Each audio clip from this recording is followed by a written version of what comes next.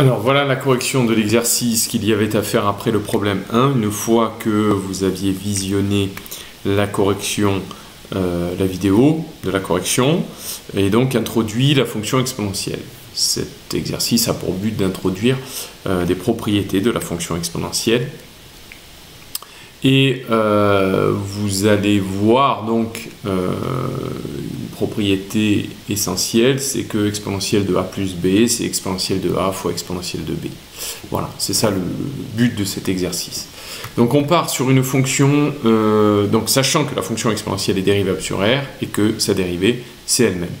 La plus simple de toutes les dérivées à retenir. On vous dit dans l'énoncé aussi que la dérivée de exponentielle x plus lambda, quand lambda est une constante, c'est encore exponentielle x plus lambda, aucun problème là-dessus.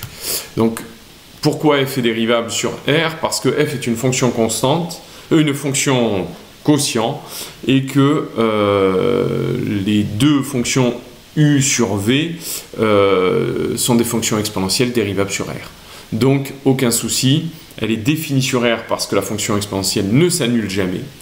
Et elle est dérivable sur R parce que la fonction exponentielle est dérivable sur R.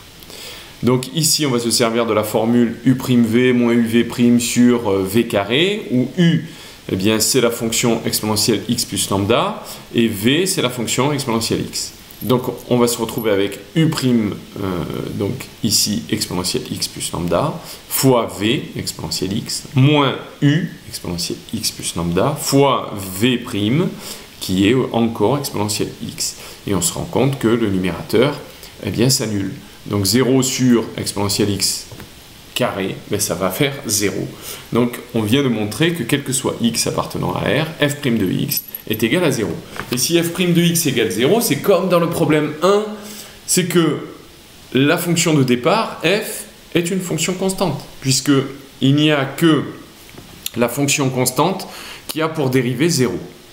Donc on en déduit que f est une fonction constante, mais surtout que f de 0 est égal à exponentielle 0 plus lambda sur exponentielle 0, autrement dit exponentielle lambda sur exponentielle 0, mais on a dit dans le problème 1 que exponentielle 0, c'était égal à 1. C'est une caractéristique de la fonction exponentielle. Donc on se retrouve avec exponentielle lambda. f de 0, c'est exponentielle lambda. Donc à savoir, c'est une fonction constante et une valeur trouvée de cette prise par cette fonction, c'est exponentielle lambda. Ça veut dire qu'elle prend tout le temps la valeur exponentielle lambda. Donc, quel que soit x appartenant à R, f de x est égal à exponentielle lambda. Voilà, terminé. Pour la question numéro 2. On arrive à la question 3. Eh bien, d'après la question 2, f de x, qui est égal à exponentielle x plus lambda sur exponentielle x, eh bien, c'est égal à exponentielle lambda. C'est ce qu'on a dit.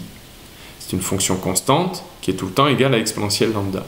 Bon, mais en multipliant, c'est une égalité. Comme d'habitude, en multipliant d'un côté et de l'autre par exponentielle x, eh bien, je le fais disparaître ici.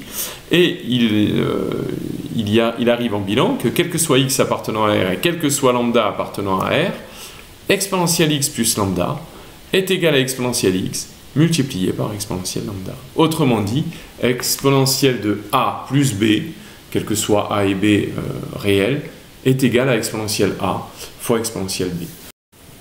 Cette propriété fait penser à celle des puissances. Vous allez le voir en synthèse, on va pouvoir écrire la fonction exponentielle à l'aide de puissances. Pourquoi elle fait penser à celle des puissances? Parce que quand j'ai un produit de puissance, a exposant m fois a exposant n, eh bien je peux écrire ça comme étant a exposant m plus n. Donc ici, vous voyez, a exposant m fois a exposant n est égal à a exposant m plus n.